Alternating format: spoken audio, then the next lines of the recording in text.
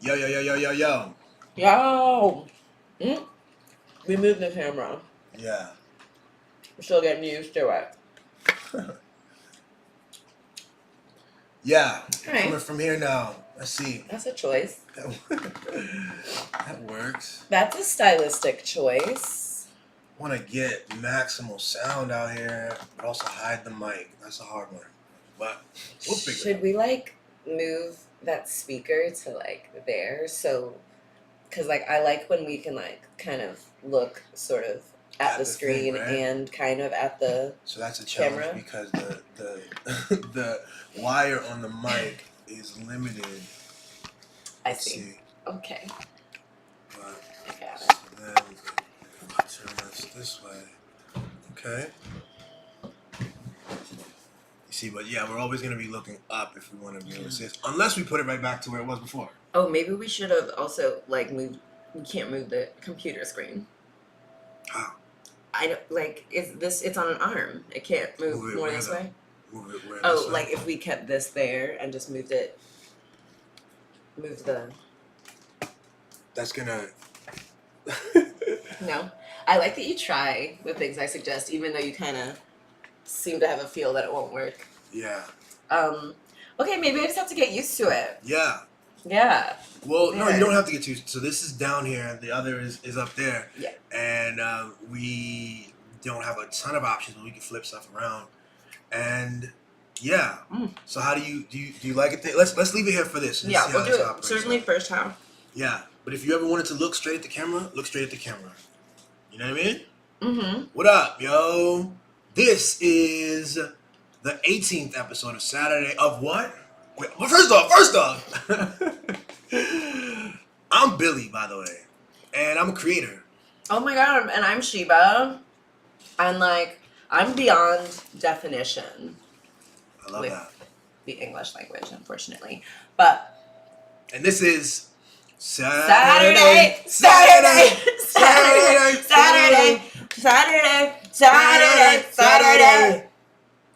Morning cartoons. Yes. What up, yo? How you doing, babe? I'm good, baby. Good. I'm good. I'm doing great. Missed y'all last week. We were in New York City. Yeah, we had to do some stuff in New York. Man, I had a conference that was amazing.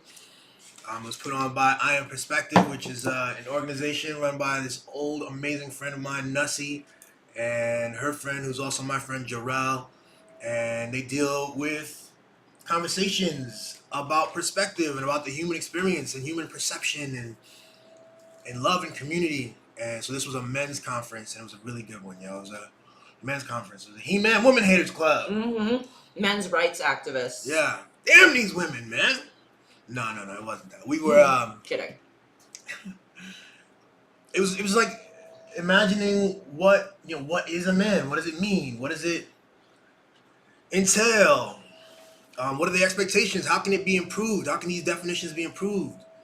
But I think when you ask a question as deep as that, you end up asking really powerful questions about like what are we doing here? You start to see that the whole definition is something that we can construct. It's not some hard and fast thing, you know, and so you start to see that sort of humanity operates that way, that we can choose to be what we want, and that's kind of a lot of what we arrived at. And it was great. I had a great time, met some great powerful dudes, and made some contacts, and I think I also was able to drop some gems too in like we had a little panel discussion that I was on. It was good. It was great. Thank you so much for having me, y'all. Successful first conference. Yeah. You're so talented and wise and good at speaking.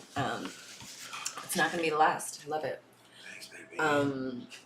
I got this whipped ricotta in New York City at Dudley's. When I tell you, it was the most delicious thing I've eaten in a long time, and we eat a lot of delicious things, so it's really good. Simple. Dudley's was on point. Yeah, it's Australian. That was like Midtown Manhattan, I think. No bloomin' onions. It was good. Yeah, it was Australian food, right? I'm like, all right, there's gonna be some bloomin' onion. Get some and there's ribs. gonna be some kangaroo. And guess what? No kangaroo, no bloomin' onions. You know what though? Outback also doesn't have kangaroo. What? Yeah. They have ribs and shit.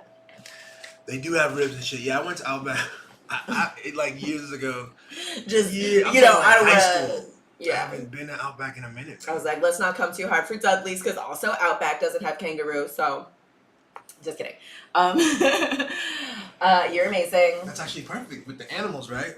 I honestly wouldn't. I don't know if I would order kangaroos. I hear kangaroo are like pests in Australia. There's a shit ton of them. They are really they can be really strong and aggressive. That's what I'm saying. When I think pest, I think a shit ton of them. Yes, I don't think strong and aggressive though. That's scary as fuck. Really scary. You're saying that kangaroos are like roaches in that'll hit you back. That's crazy, B. I would not like that, yo. I know. So then it's like, it seems even more badass, that people eat kangaroo meat. You had to really yeah, you gotta square up with them. There's some videos, God. You gotta square up with the kangaroo, son. Kangaroo's like, what? Oh. You want some beef? You want some kangaroo beef? Yo. And he's got his tight jab, I think they've got shorter arms though. That's one of the things. They gotta you better hope you don't get too close, because that's their bread and butter. Boom! And it's like boom. But also they got a pocket, and sometimes they got a switchblade in there or something. They're had a water bottle. They're I gotta hydrate. That's the most important thing. Can't get too dehydrated.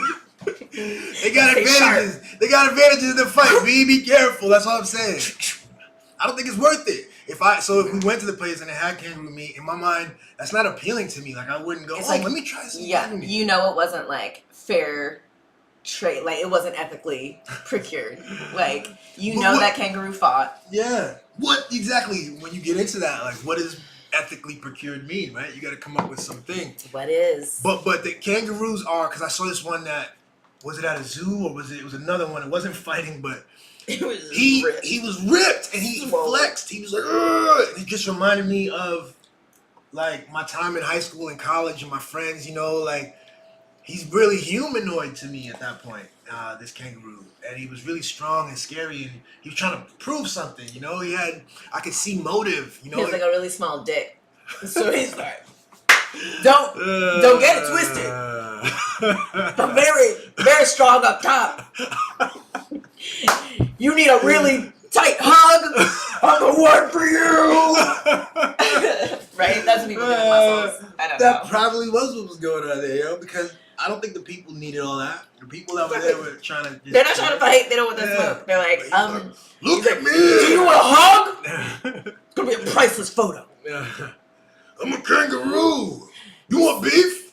Speaking of, badass animals, I just remembered... Do you remember Bucky O'Hare? I remember Bucky O'Hare, yo. It was a hare. I feel like he wasn't, ripped, because, rabbits and stuff usually aren't, but, I feel like he had a lot of gadgets. He had gadgets. He had a gun. He had a laser gun, I remember. Yeah, he was a space hare. Space hare. Space hero. I was going to call him a rabbit, but there's a difference between a hare and a rabbit.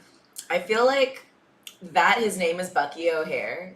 He would be like, oh, all rabbit species are the same? Yeah. Human? Yeah. O'Hare is in the name. Right. I was just about to call him rabbit, and I was like, wait a second. No. Bucky O'Rabbit? But do you know what the difference is?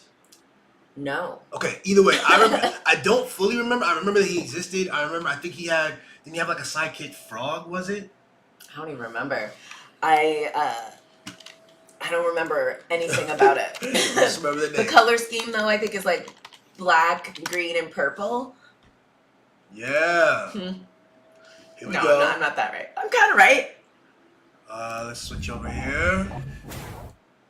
There we go. All right, so this is Bucky O'Hare. Interesting. Yeah, he's he looks ripped. Look at that thigh. Is that his quad? His quads was popping right there. Yeah, he's got, he's pissed off. He's got a weird kind of face going. He's angry. Yeah. He's like, my eyes. Was that right about the? No, it looks like he had a duck sidekick. Oh, one-eyed duck. Wow. Bucky O'Hare. All right. That's crazy. Mm-hmm. Yeah, I remember him more of the comics. I'm sorry, not the comics, the video games. Rather than, but I know he also had a show. Anyway.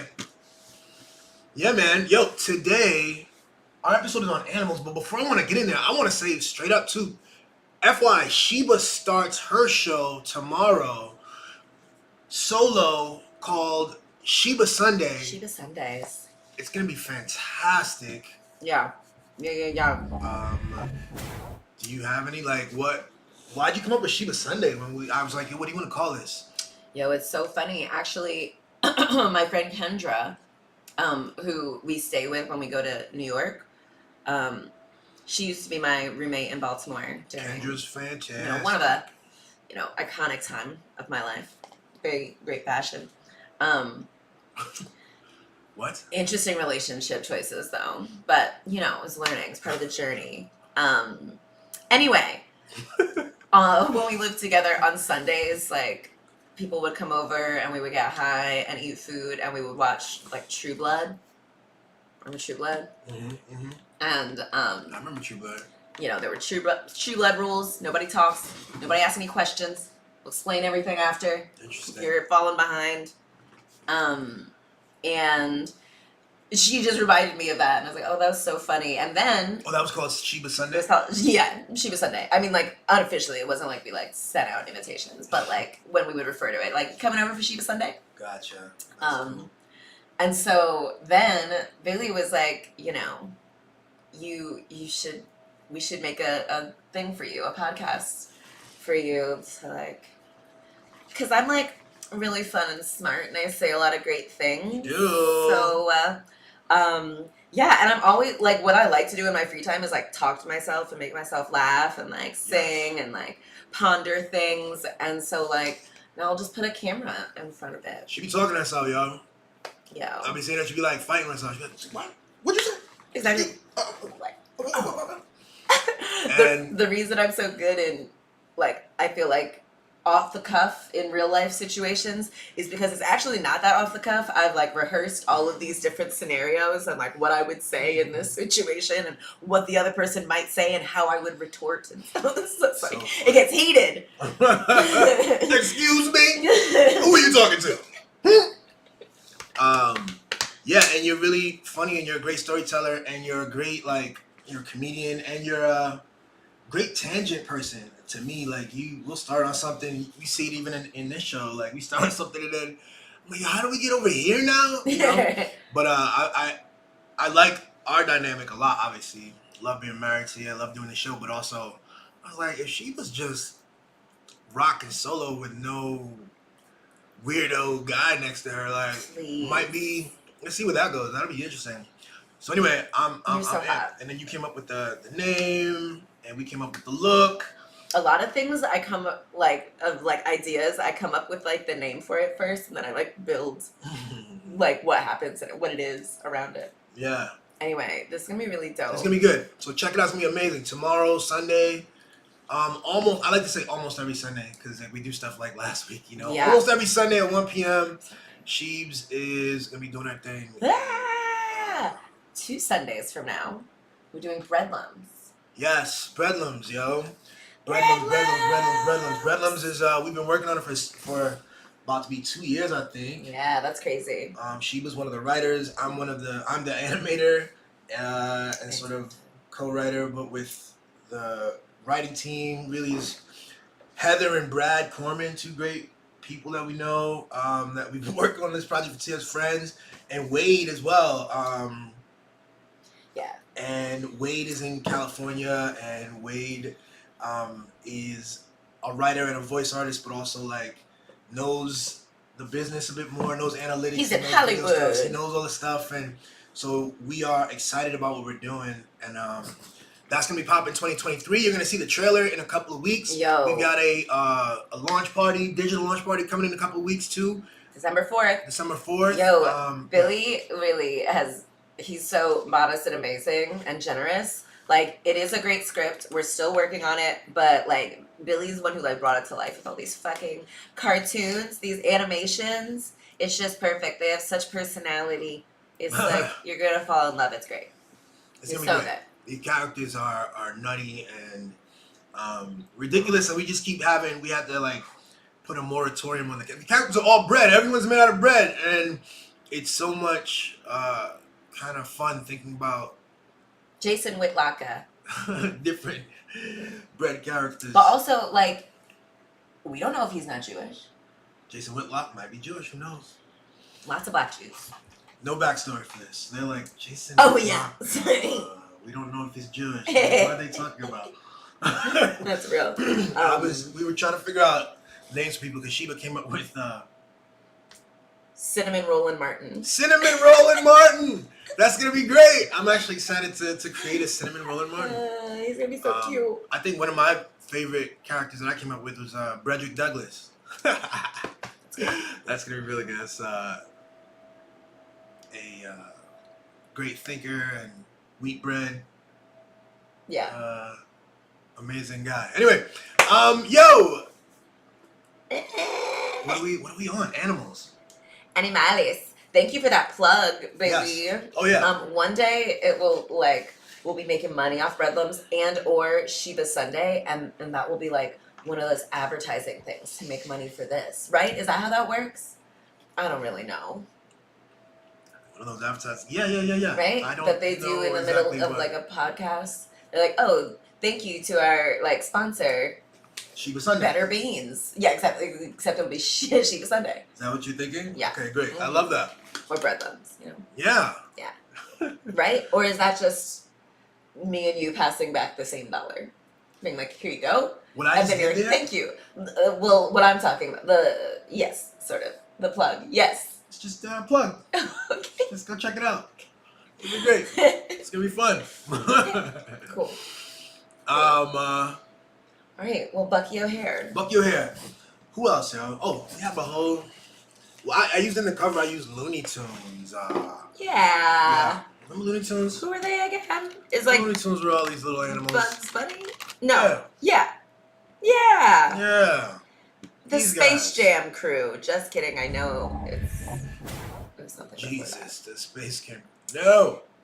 Yes. Bugs Bunny, Daffy Duck, Porky Daffy Pig. Duck. I forget about Daffy because Donald's like, got a whole thing. Donald, yeah. But Daffy, right? Daffy was more fun. Oh, he's like sarcastic like this, isn't he?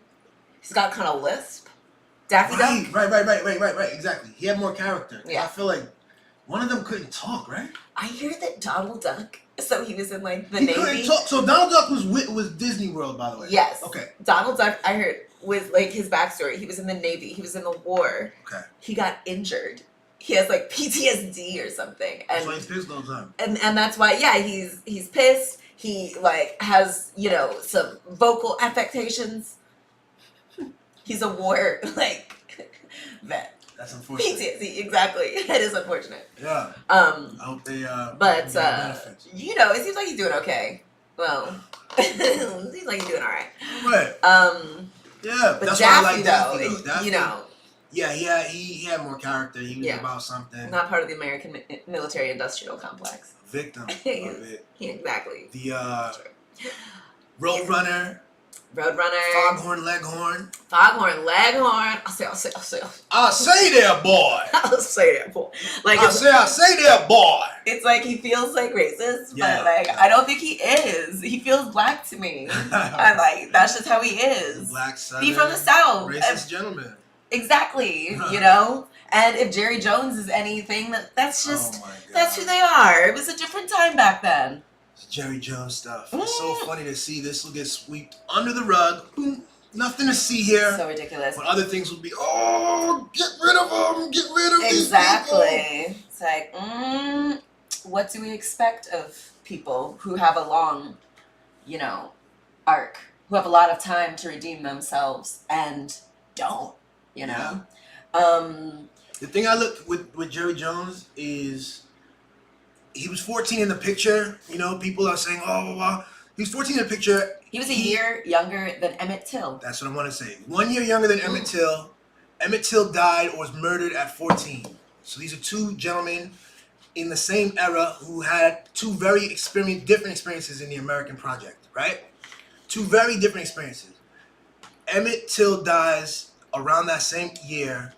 The civil rights movement, all these things. Jerry Jones had the opportunity to be curious and witness that moment that he's caught in the picture. He had the opportunity to sit and watch Dr. King live at any point. He had the opportunity to see Malcolm X in this Student Nonviolent Coordinating Committee. He had all these opportunities. He saw the ugliness of white and the ugliness of the social contagion of white racism, anti-black racism, firsthand.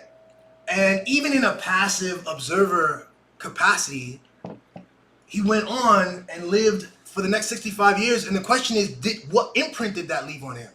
Did he say, was he committed to like this is a scourge, this is a limitation on the American project. How can I best use my time, my energy, my resources to improve this thing? Or does he say, I'm gonna go make a ton of money with oil and then I'm gonna buy does he just like look on curiously and be like, well, I'm just gonna keep my money? That's crazy though. He could have, I don't know. No, he could have he could have done anything. He could have done lots of things. And he had a long time, including 66 years. Including be one of the coaches that hired, or one of the owners that hires a black coach. Instead, he does the exact opposite. He's one of the holdouts. He's one of the few coaches that's like sort of committed to like, you're not gonna pressure me, blah, blah, blah, blah. It's like, you got to see this stuff firsthand, right? You got to see bullies hold on to and coerce and use violence to hold on to unfair privileges firsthand. And you simply using those advantages rather than being, engaging with them, improving the state of things. That's the judgment. It's not being 14, whatever. It's not some offhand picture. It's like, who are you after that? Because I feel like if I were in that kind of a situation, it would leave an imprint on me.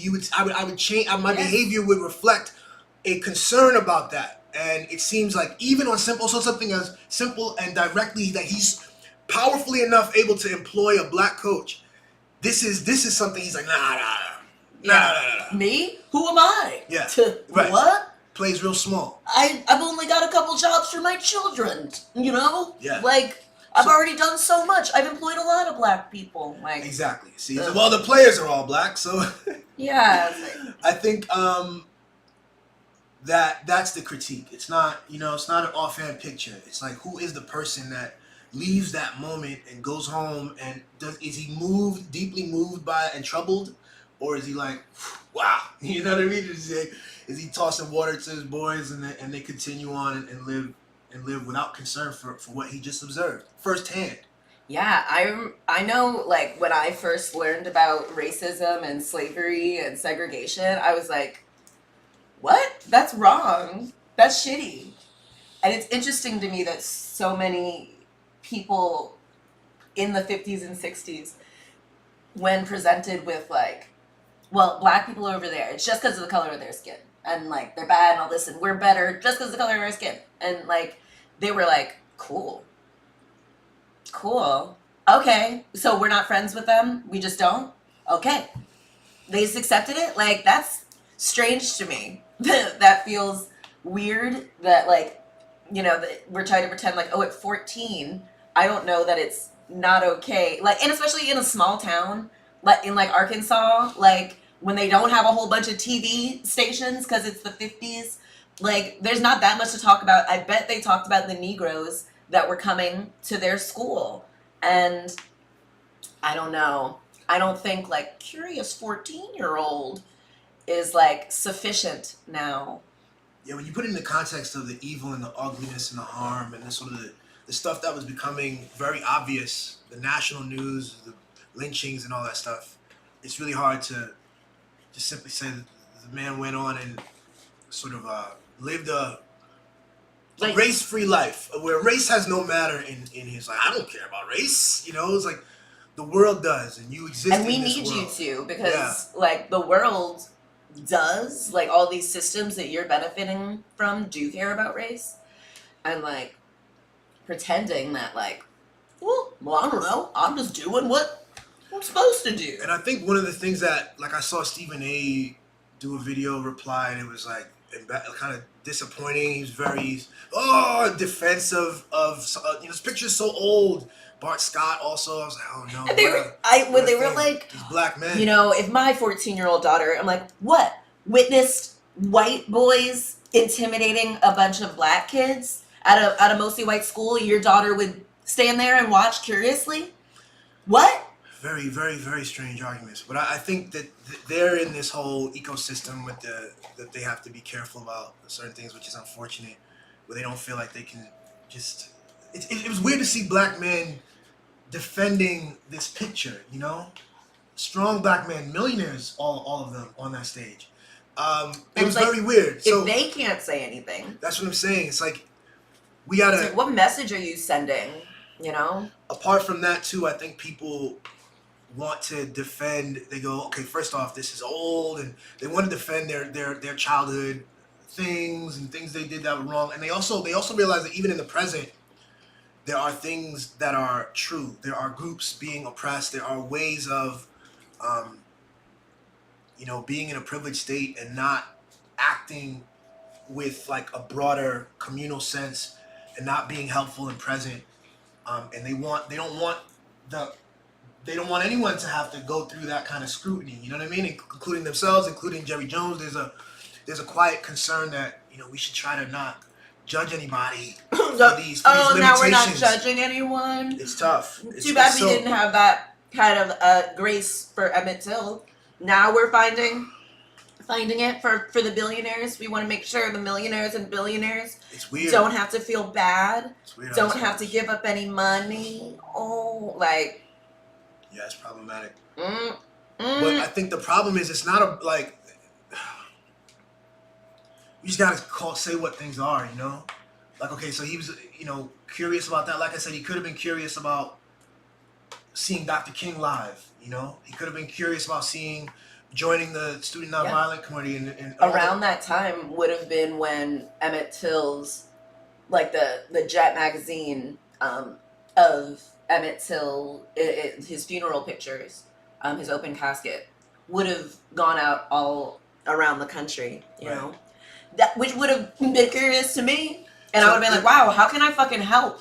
Yeah, and there were several white people who lived in those times and live in this time and who was he a freedom writer moved after that? And behaved and you could see a record of like deep conviction to understand their role in something. Their struggle is my struggle, man. I can help. So that's where it is. I mean, that's where the judgment is. It's not for me. It doesn't mean any deeper than that, man. Like, this is the Cowboys. I never expected Jerry Jones to be a champion for civil rights or anything like this. This picture is just like, okay, great. Now we know things. It's just odd to see black men on TV justifying that picture, defending the right of one of the people in the back of that picture to do that. Also, I want to figure out who all the other people are. Can we do cross checks with their yearbooks and be like, what did you go on to do?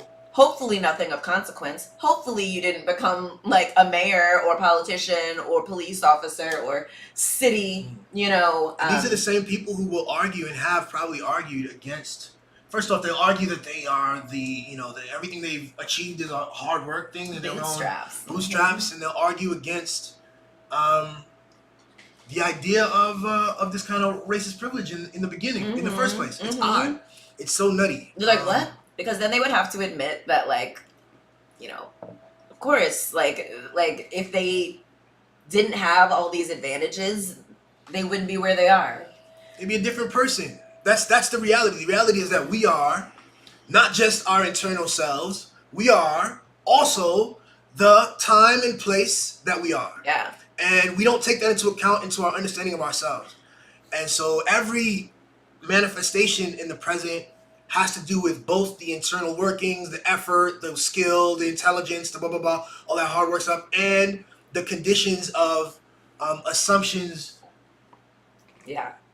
across all kinds of spectrum, you know what I mean? Race and gender and class. It's a really complex thing, but they'd rather a different thing. But you know what that reminds me, which brings us back to the things that animals, this inability to be, I don't know, we like to separate ourselves as humans. We're special from the animals. We have this foresight, and we have something special. For me, I would love that, but I think so many of us lack in the empathy that would separate us from the animals. Which animals show empathy at times. I think animals are looking at humans like, you guys are idiots. You have all this food, but you let most of your people, your species starve. You're ruining your environment, not just ours. Like, you're ruining your own. Your water's poison.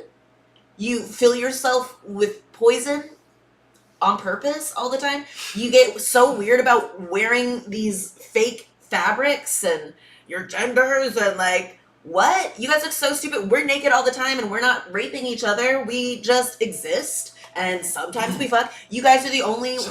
You guys are like one of two species who can have sex for pleasure, and you waste that ability not having sex for pleasure, only doing it for procreation, like a common animal. You not better than us. Judging people For this, like freedom.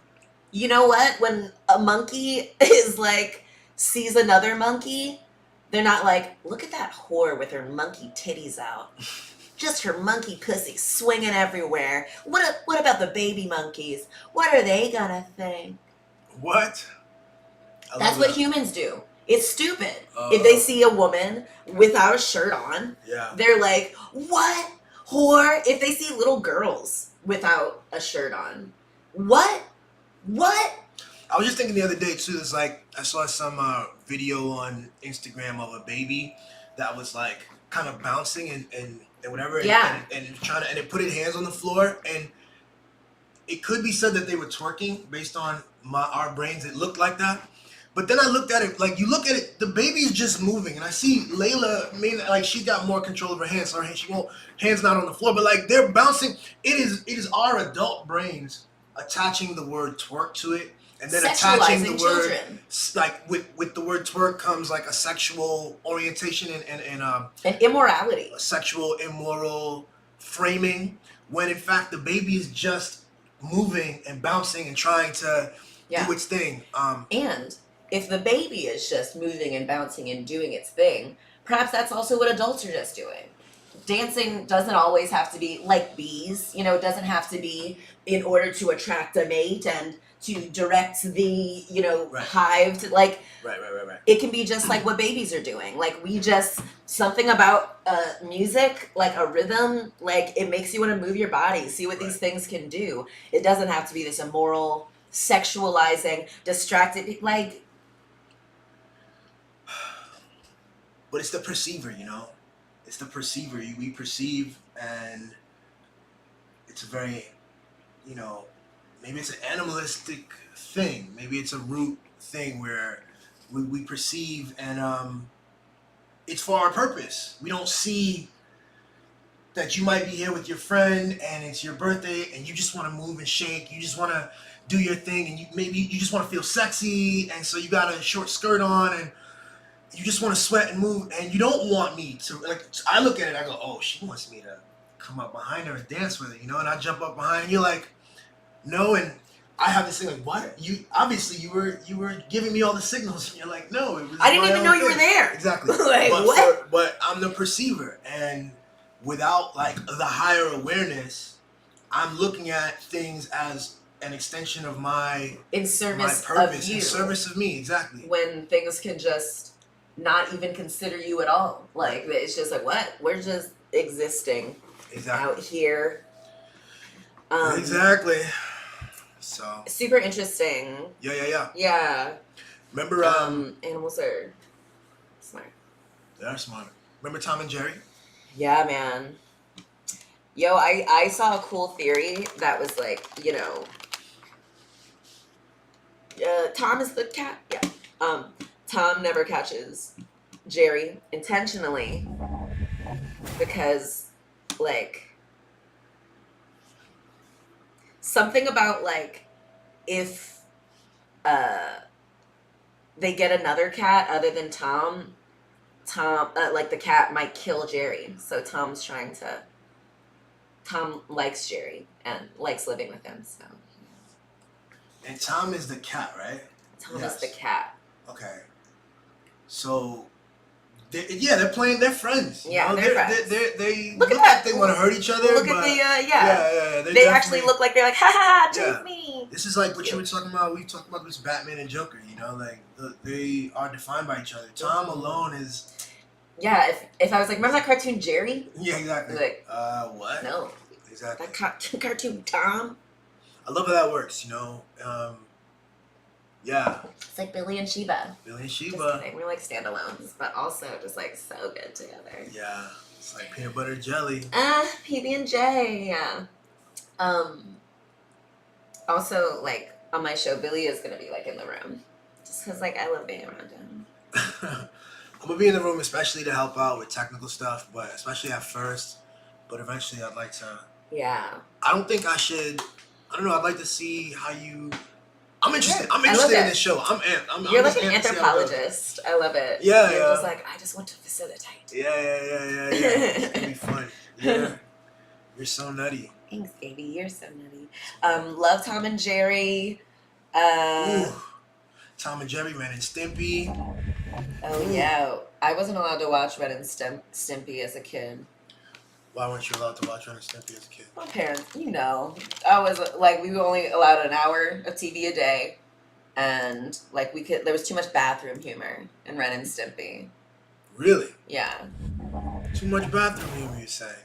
But I don't know. I've never. Ew, what is that? That looks disgusting. It's bathroom humor. Ugh. Yeah. See. Yeah. Our parents were ridiculous, but also like it has like primed me to be like, ugh, it's too gross. They do. Yeah, they used to do it. We're gonna play around with some of this. These extra close-ups. Yeah. I like that with SpongeBob. Yeah, those are cool.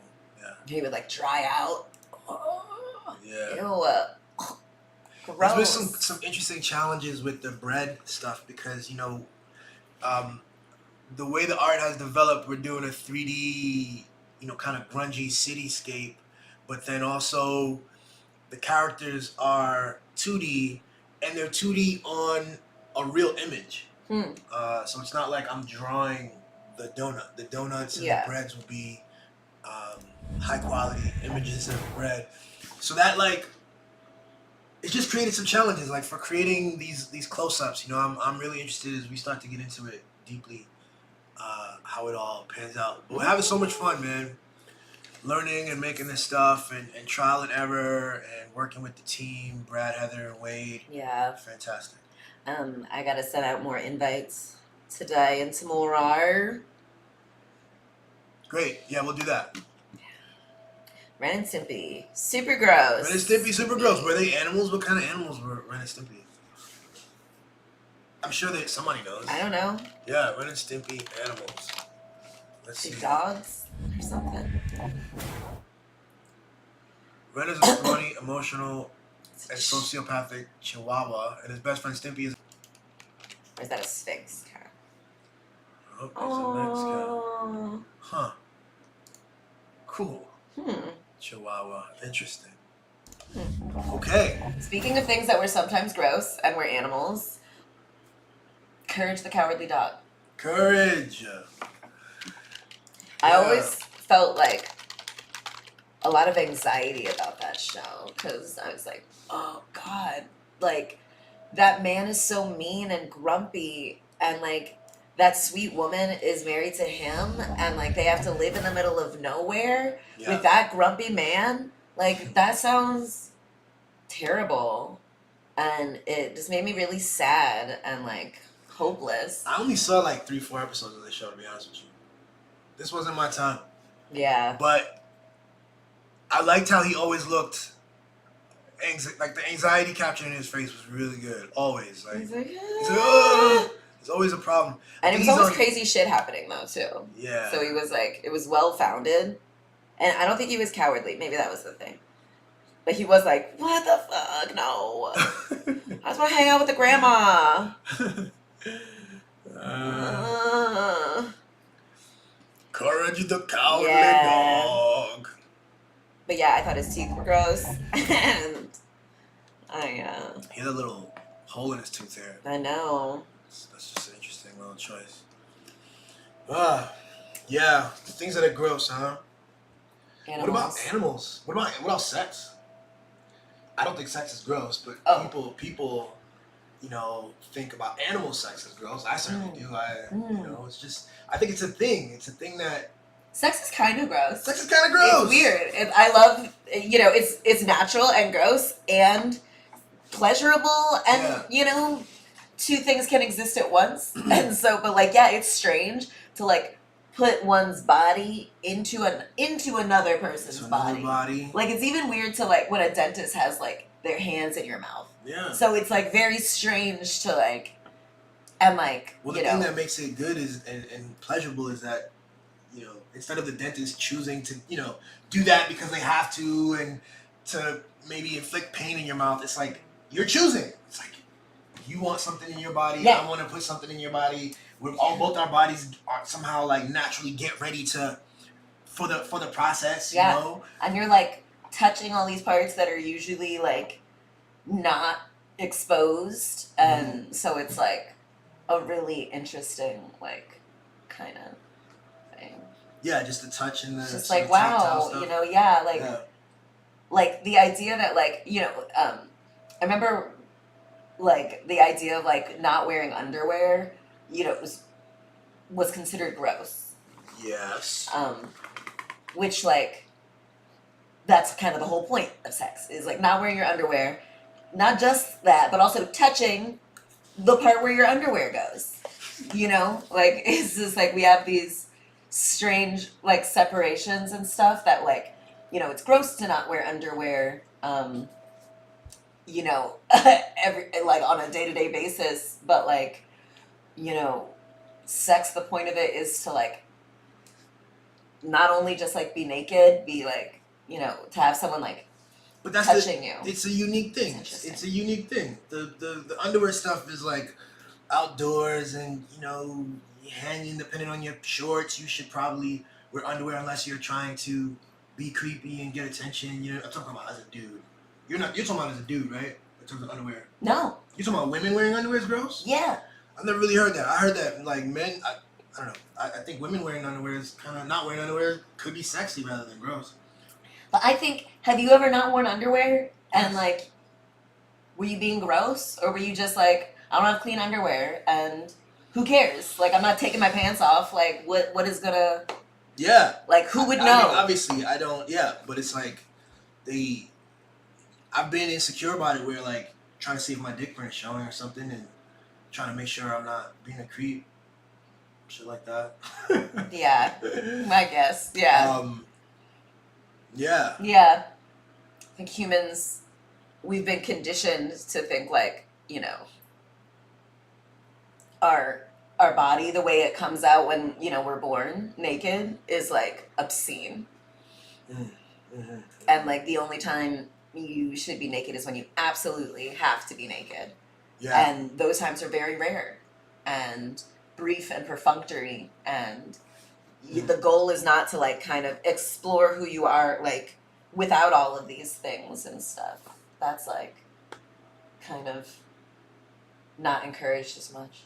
Yeah, they come up with all these rules, They come up with all these rules because they say, okay, we have to behave X, Y, and Z. It's control. Yeah. It's fear. People are very fearful about sex. Sex is a very, I think it's a powerful thing. I think it's a spiritual thing. When I say spiritual, I mean it's like a realm that we don't have a full understanding about. We don't have language fully about. Yeah. And there's something deep and profound happening. I think if it can create life, it can probably also transform life, heal life, and we kind of wall it off and we're like, no, it's dirty, don't. You only do it with one person, and you kind of hide about it and you're coy about it, and it's mostly for procreation, otherwise we don't really want to. And it's like, I think it's so powerful that's why they have to control. They have to make you feel bad about it. They have to give you a bunch of shame. You should only do it in these certain ways, in these positions with the light off, and that women in particular, because your power in terms of creating the sexual moment, but also your power afterwards. If you are now incubating a child, like you're super powerful, so they gotta cut you off at different things, and they did it in different ways, man. From obviously right now they're demonizing surgery and technologies that would give you the freedom to choose what to do with your body and whether or not you want to be a mother. They demonize Planned Parenthood. They demonize sex work. Which just kind of helps me be like, okay, so the people who we know kind of don't want the people to win.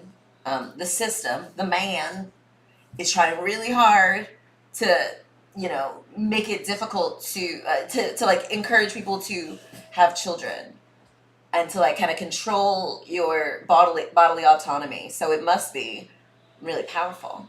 That must be why, like we're told to be insecure about it and to like be ashamed of it and to be like, just not really see its value. And what a missed opportunity, instead of being shamed, to actually get into knowing yourself for real.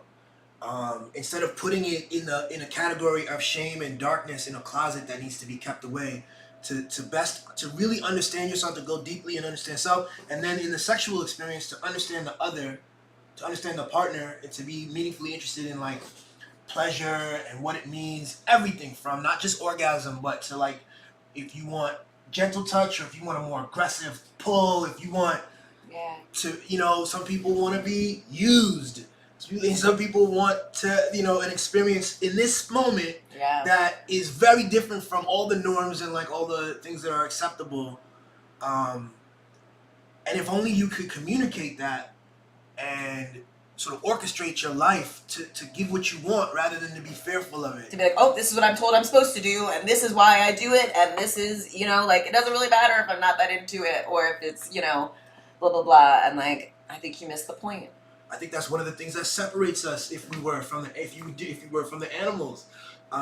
If you choose it, if you have the capacity to accept that truth about self, rather than to carve out a chaste and like devout aversion to a natural thing. Exactly. I think it's getting you to fear you, like the idea that like you are inherently bad and wrong, and if you got to know you would use it to you wouldn't do anything helpful anymore. You would rape everyone, and you would just not be able to take care of yourself because you're so sex crazed. You bad what in the hell? Kinky one. I love that spirit, but like I like this idea of thinking of sex as just like a way that adults play with each other. They explore, and you need a partner sometimes. Be like, what does that look like? Like what does that feel like? Like, is that weird? I've always been like self-conscious about what this looks like, but you have a good view of it. Is it weird to you? And it's like kind of nice to just get feedback and to play and to explore and not think of it as this, it doesn't always have to be sacred per se. Right. It can be, the sacredness comes from like, this is what almost all humans, have always done. Just like explore and figure out what this baby can do. Right. And you are engaging in an interaction that is as old as the species. You know what I mean? And it's okay. It's kind of the thing that unites us to the animals. We like always like, our ability to accessorize is what separates us from the animals, which I love. But also we have like these like kind of moral characteristics about like humans are better than animals, but like actually maybe we are just animals. We are animals who fuck and get hungry and poop, like community, like to be touched, fart, get sad. We try to pretend all out of weight. Oh no, we have to perform this thing. I catch myself doing that sometimes. You know what I'm saying? In my journey away from CNN, trying to figure out my voice and how I should speak, what kinds of things I should take up in my art. I have archetypes in my head, and I feel like I need to present the people that I admire, historical figures, and present day figures. And so I'm like, I gotta be more scholarly, like I have an intellectual background, or I need to be more, buttoned up. And then I'm like, no, all that is trash. That's not all you. All that is made up. And in fact, remember the video, Manufacturing Reality, my first draft on it, I wrote pretty much what it is now. Manufacturing Reality, how cable news warps everything. I wrote this really like, really well referenced and academic sounding video where I was like, and referencing Noam Chomsky and his works. He was like, I can only humbly hope to create an addendum to the great work of the Professor Noam Chomsky. And I was like, who the hell is writing this? Are you going to say this? Like, come on. Who's talking? Just that was helpful. Say because it. Especially at that time, fresh out of CNN, the concept of a CNN producer was still tight in my mind and in my identity. And so I'm dealing with that as I'm coming up with writing. I think this is a powerful thing to understand that everyone, as we create and as we move in this world, every animal is, I guess maybe, supposedly one of the major differences between animals and us is our capacity to flex and pull out and be more than whatever this like prescribed this thing. instinct, exactly. You know. Yes. And I think we're doing that. Like, we say that so that we can justify how many animals we kill and how much of their environments we destroy. Because, like, I don't know, guys, I'm pretty sure that, like, animals like recognize that, like, they're about to be killed, you know, and like they know what's going on, and they do feel pain, they do miss their family, and they are like, what? Please don't. I can't speak the language, and you think I'm just being stupid. And I like that. I think we should probably lean into the ways that we are truly the same again with the animal kingdom, with the fauna and the flora. Yeah. And all these categories are all made up. They're all like animals. We are animals. Yeah. But what do we attach some notion of sentience to an animal. We have plants that like are carnivores. We have Venus flytraps and stuff like that. We have fungi, which are kind of neither plant nor animal, and also both. And like, and so these everything breaks down when you get into deep, serious inspection about what it is. And so I think it's like to show love and understand like these differences are important for us. It seems, you know, we want to know the difference between a horse and a mule. You know, we want to know what kind of cat that is, but because we're thinking of things as being extensions of us, useful to us. Like a horse, I know I can use it in this way, and a mule, I know I can use it in this way. Right. But like the horse and mule are maybe like I'm just existing. Chilling, like exactly, we just chilling. Like, why are you trying to force us to labor? Like, leave us alone. And it's all part of a broader ecosystem of the things they eat, the things they poop, the things they fertilize with their poop, the things that grow from that fertilization that comes back, produces carbon dioxide and oxygen, which we breathe in, which is, you know, our lungs and the veins and the roots of the trees are very resemble the trees and the branches. It's all one thing. But our perceptions are committed to these separations we tell ourselves. And so animals are us, we are animals. And that's what this was, by the way. Oh, I love that. I didn't know that. Hell yeah. At Goucher, it's like had a lot of nature areas on it, and a lot of deer. And every once in a while, they would have an organized kill, and they would have a bunch of hunters come and kill off like a certain amount of the population. And they said they did it because they don't have any natural predators. So they would have too many deer, and they would eat up all of their food supply and eventually, you know, starve to death. Isn't that what humans are doing? We overfish everything. We ruin the environments of all these animals. We poison the animals. We pump them full of things. We spend all of this money feeding animals simply so we can slaughter them to sell to people. And yet, we still have a shit ton of hunger. We still kill each other in all these other different ways, kill ourselves in all these different ways. Like, we think we are different than the animals, and that we need to, you know, kill them off so that they, you know, don't eat themselves to death. And it's like, well, is that what we're doing to ourselves? Right. Because we're doing a good job. But we can't morally justify. Some people would, actually. There are people who would have an argument for some sort of effort to in a fell swoop, we need to lose a quarter of the population or something like that. I think that's wild. I think the we kind average of do person that with like our military complexes. We probably kill off a very good proportion of our population. That's a whole other thing. I mean, it's the same thing. Yeah. It's the same thing, but I say it's a whole other thing. This distinction I want to give it, where it's like it's a profit. Well, it's profit in lots of different ways, though. It's nutty, y'all. It's all really fucking nutty, man. Yeah. But we're all part of this really large thing, and the ways that like these systems benefit from having us think of ourselves separately. They benefit from you not having any connection to the land or the animals or to each other. They benefit from an idea that because you're a woman, you're different from me, and so I should be less concerned for your desires and wants and rights, or that you're white or you're black or you're from another part of the world. I think it's this idea that like you own, like you probably as a man, you own the land.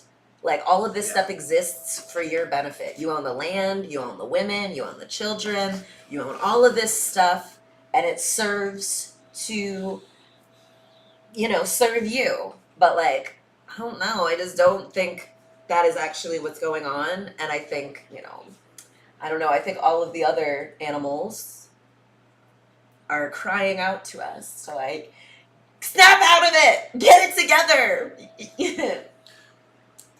We've been following this guy. I get this guy. He's a vegan on Instagram. Who gets creative. He does these creative videos. It's like a philosophy conversation at first. It's like the first 30 seconds is seems like a philosophy discussion, and and then all of a sudden it's like boom, and he turns into animals, and he's like, "This is what we do to animals." I'm like, "Oh shit, maybe you should be vegan." And I'm like, "Damn, that's fair. That's true." But I'm certainly not vegan, so I'm not. As we have our critique, what I'm saying, like we look at ourselves and say, how are we showing up? Because that's I think we try to be like conscious of it, and we're trying to like work our way to being more plant-based and less reliant on meat. Yesterday we only had that we had a sausage, which I know is a tough meat. Breakfast sausage? Mm-hmm. Yeah. It was a delicious breakfast sausage. Yeah. I'm definitely eating way less meat than ever before in my life. I like exploring more mushroom food. Really interesting. There's this mushroom bacon that's apparently like super good, and they sell it at Richardson Farm. I have to get some cause I saw that. Yeah. Like everything is made up, and like I think we were like certainly boomers through us. We were certainly taught like, you're a big fish, eat everything, consume everything, dominate everything, own everything. The more stuff, the more things, the better you are. And like, I think so much over the past couple of years has shown us like, that stuff doesn't matter at all. Who cares if you have all these things? If you never get a hug from anyone, a kangaroo never gives you a hug because we've killed their environment and eaten the kangaroo. Oh, also, this idea, okay, so it reminds me of, like, the Matrix. In, like, the last one, it was, like, the most recent one, it was more like, we changed our idea of, like, who is our enemy and who is our, who's on our side and who's not on our side. And, like, the robots, they found a way to, like, kind of communicate together, and robots could choose to help. They don't have to. Just as they're programmed to do a certain thing doesn't mean that you always have to. Just like humans, and so that's the thing. That's what I'm saying. So I love that. I like the idea of and there was an episode of Star Trek that was also like that. They realized this thing was sentient and they needed its help though.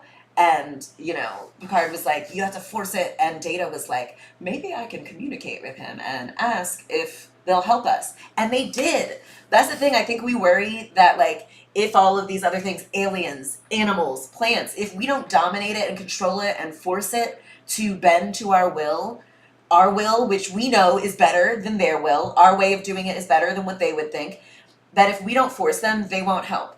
we think about that like with other people, with children, with plants and animals, and like I think movie after movie, real events after real event show that like our attempts to control and force things to bend to our will just like fucks it up more. Yeah. And maybe we could have just tried to communicate a little more. Yep. Communicate, and also this brings me to like the idea of, I think it's Wu Wei, but it's the idea of letting go, of not trying. We as we sit there, we're so logical in our current approach, our current understanding of humanity. Another way that we're different from animals, our myth is that we are very logical and we can understand everything and we can bend things to our will, and this is something to champion, because technology comes from that. We're bending the raw materials of the earth to create all of these machinery, right? And there's benefit there. There's some of these things are interesting. This mini computer, supercomputer I have in my pocket. But like, if we're looking for the way forward, if we're looking to be more in tune with the earth, more in tune with nature, we don't have the information. See, the science and the technology presumes, and capitalism presumes, that there's always a capacity there will always be another thing to pull us out of the muck of what we might have fucked up with the non-renewable energy stuff, but there's always a technology that we can access and it'll pull us out. It's like, you don't even know. You're too limited. There's too few data points here. You're not connected. You have to kind of let go and let things settle and change and adjust, and then come back to it. So I think that's like a broader sort of analysis for how I think the way we interact with things is as we've described. Like you're only, if you have a pre-existing assumption about your role in the world as the bender of things, as the creator of things, as the logical, conscious sort of mover of stuff, then you just keep doing that. You keep doing that. You keep thinking that that's always available to you, and you're not willing to listen and look around and really, really, really take in the fullness of what you're creating. To consider that maybe your way isn't best. You know? Exactly. Like the way you think things should be are not the way, and you're misreading maybe the land. Like, I don't know much about Vegas or anything, but I know you have to like ship in the water. It's in the middle of the desert. Maybe rather than trying to be like, oh, let me build technologies to ship in water, maybe the land is trying to be like, don't live here. There's no water. It's gonna take so much of your resources and energy to keep this going. For what? So you can have, money for, you don't have any other places that you could live and develop and, work with the land rather than trying to dominate it and impose your will on it. Like, fucking listen. Yeah. So that requires a letting go, though. Yes. But you can't do that in a system that only rewards, action, only rewards fame, infamy, even like being seen in any regard has the capacity to give you riches and access and stuff. So people you don't sit, you don't become still, you don't recognize your place in the world, which is actually rather small in the vast expanse of everything that's going on, to subdue your power. You are powerful, but pull back. And it's like, what's her name? It's like the queen of England. I think like real rich people, they recognize that they can just sit, they can just be born, and they will have all the things flow to them. And they, kind of tell everyone else, no, you have to work for it. And like, I will provide the job and I will tell you what to do. And then I will tell you how much that labor costs. And I will give it to you. And she doesn't realize, and she's not alone, there are powerful people in different positions all across history in different parts of the world who they can't conceive. They have even with their best of intention, based on whatever narrow sense of like, whether it's partisanship or nation state, they want to be good. Like, they care about America, they care about whatever country. You don't have access to all the information to understand everything. You need a little humility to to realize that you can't carve out this perfect plan. There is something greater than your plan and your will and your desire, and you should try to incorporate that as you also, test yourself, see who you are and how you operate in the space and how powerful these ideas of yours are. Yeah. You have to be in tune with the rest of these things that are you. It's not outside of you. You're out of touch with yourself, and so you can be like a cancerous cell in a way if you're so self-oriented, reproducing and sapping up all the resources and energy and clogging everything up. So, man, that's another thing that perhaps I wonder if that's a human thing, this capacity for that. I don't know if cows can have these deep insights that you and I that we're all capable of, Maybe they do, but they're just like, God damn it, if only I had opposable thumbs! If only I could, lie down, right? Can't they only, stand? That's wild, son. That's a limitation. Fuck! That's a limitation. That's so funny. Anyway, yo, that was great. It was an hour 10. Yo, I love it. And I think it'll probably be, actually about an hour because we, got started a little late. Yeah. I was making some brekkie. How was it? It was great. Thank you, babes. Yeah. Yo, thanks for watching, y'all. Episode 18 in the books. We'll see you tomorrow. We'll see you mañana. Sheba's first episode on Sheba Sunday. And the week from today will be episode 19. And we'll figure out the topic. I'll post it later. Yeah. All right, y'all. See ya. Peace.